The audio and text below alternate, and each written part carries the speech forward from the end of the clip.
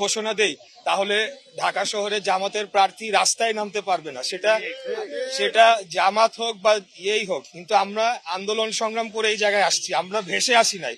আমাদের দীর্ঘ 17 বছরের ত্যাগ রয়েছে, আমাদের বহু ভাইদের রক্ত রয়েছে।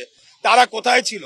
তারা তো হঠাৎ করে বের হয়েছে 5 তারিখের পরে, অগস্টের 24-এর পরে এই গুপ্ত বাহিনী তারা হঠাৎ করে উদয় হয়েছে বেশিরভাগই। এর আগে আমরা দেখেছি তারা ভোরবেলা 6টার সময় যখন রাস্তাঘাটে জনগণ থাকতো না, তারা চুপ করে অন্ধকারে বের হইতো, মিছিল করে তারা চলে যেত। এই ছিল তাদের আন্দোলন সংগ্রাম।